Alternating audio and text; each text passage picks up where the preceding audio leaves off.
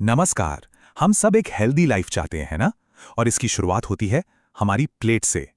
पर ये सही खाना है क्या चीज? चलिए आज इसी को समझते हैं। देखिए, हजारों साल पहले ही हमारी संस्कृति में खाने की अहमियत को समझ लिया गया था। ये सूक्ति हमें यही याद दिलाती है कि खाना सिर्फ पेट भरने की चीज नहीं है। ये तो वो ताकत है, वो जान है जो हमें चलाती है।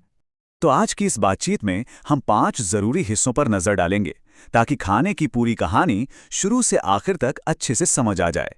तो शुरू कहाँ से करें? चलिए शुरू करते हैं बिल्कुल बेसिक से, उन चीजों से जिनसे हमारा शरीर बनता है और चलता है, यानी हमारे खाने के न्यूट्रिएंट्स से। इसको ना ऐसे समझिए, जैसे एक गाड़ी को चलने के लिए पेट्रोल चाहिए, ठीक वैसे ही हमारे शरीर को हर छोटे बड़े काम के लिए एनर्जी चाहिए। और ये एनर्जी, ये फ्यूल हमें मिलता है कार्बोहाइड्रेट से। अच्छा, तो अगर कार्बोहाइड्रेट गाड़ी का फ्यूल है तो प्रोटीन क्या है? प्रोटीन वो ईंटें हैं जिनसे हमारे शरीर की इमारत बनती है। मतलब ग्रोथ के लिए और रोजाना जो शरीर में टूट फूट होती है ना, उसकी मरम्मत के लिए प्रोटीन बहुत जरूरी है। और फिर आते हैं फैट्स यानी वसा। ये हमारे शरीर का समझिए एक तरह का पावर बैंक है। जब भी एक्स्ट्रा एनर्जी की जरूरत पड़ती है तो बॉडी इसी स्टोर्ड एनर्जी का इस्तेमाल करती है। तो गाड़ी बन गई, फ्यूल भी डल गया, पर उसे सुरक्षित रखने के लिए एक कवर भी तो चाहिए ना। बस विटामिन और मिनरल्स हमारे शरीर के लिए वही रक्षा कवच हैं। ये हमें बीमारियों से लड़ने की ताकत देते हैं। और आखिर में बात करते हैं फाइबर की। अब देखिए, ये सीधे सीधे कोई न्यूट्रिएंट तो नहीं है, लेकिन ये हमारे डाइजेस्टिव सिस्टम का वो सफाई कर्मचारी है जो ये पक्का करता है कि अंदर सब कुछ ठीक ठाक और साफ सुथरा रहे। तो सवाल ये है कि ये सारे न्यूट्रिएंट्स मिलते कहाँ से हैं? जरा इन तस्वीरों पर गौर कीजिए। एक तरफ देखिए, आंखों के लिए जो जरूरी है विटामिन ए, वो मिलता है पपीता, गाजर, दूध और आम जैसी चीजों से। और दूसरी तरफ हमारे इम्यूनिटी का बूस्टर विटामिन सी, ये संतरे, टमाटर, अमरूद में तो है ही, लेकिन क्या कोई अंदाजा लगा सकता है ये हरी मिर्च में भी होता है? तो ठीक है, हमने ये तो जान लिया कि कौन कौन से न्यूट्रिएंट्स जरूरी हैं, पर अब सवाल ये है कि इन सबको अपनी प्लेट में सही तरीके से लाया कैसे जाए। और बस यहीं से बात शुरू होती है बैलेंस डाइट की। तो ये बैलेंस डाइट या संतुलित आहार है क्या?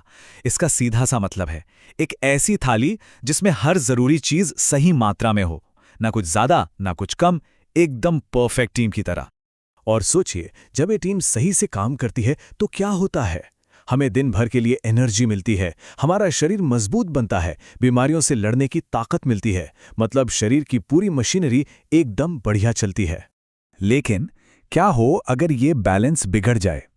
क्या होता है जब हमारे शरीर को कोई जरूरी न्यूट्रिएंट लंबे समय तक ना मिले? चलिए देखते हैं कि इस असंतुलन का नतीजा क्या होता है। ये टेबल हमें साफ साफ दिखाती है कि हर न्यूट्रिएंट की कमी से एक खास तरह की दिक्कत होती है। जैसे कि अगर आयरन की कमी हो जाए तो एनीमिया हो सकता है, जिसमें हर वक्त थकान और कमजोरी लगती है। या फिर विटामिन डी की कमी, इससे हड्डियां इतनी नरम हो जाती हैं कि मुड़ने लगती हैं। तो एक तरफ तो है न्यूट्रिएंट्स की कमी, और दूसरी तरफ है वो खाना जिसमें न्यूट्रिएंट्स होते ही नहीं हैं। जी हां, अब बात होगी बैलेंस डाइट के सबसे बड़े दुश्मन की, यानी जंक फूड। इस फर्क को समझने के लिए जरा ये तुलना देखिए। एक तरफ हैं आलू के चिप्स, जिनमें फैट और खाली कैलोरी के अलावा कुछ भी नहीं है, और दूसरी तरफ हैं भुने चने, जो प्रोटीन और अच्छी एनर्जी का भंडार हैं। चॉइस तो बिल्कुल क्लियर है ना? पर अक्सर हम गलत वाला ही चुन लेते हैं। तो सवाल है कि जंक फूड इतना बुरा क्यों है? देखिए, ये स्वाद के बदले में हमसे हमारी सेहत छीन लेता है। ये मोटापे की तरफ जाने वाला सीधा रास्ता है। और तो और ये शरीर में ऐसी ऐसी बीमारियों की नींव डालता है जिनसे निपटना बहुत मुश्किल हो सकता है।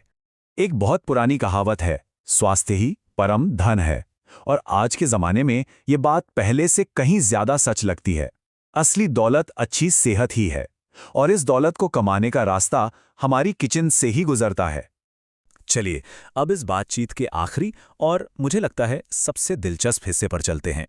कभी सोचा है कि हमारी प्लेट में जो रोटी है या जो सब्जी है, वो हम तक पहुंचने से पहले कितना लंबा सफर तय करती है? एक रोटी की कहानी को ही देख लीजिए।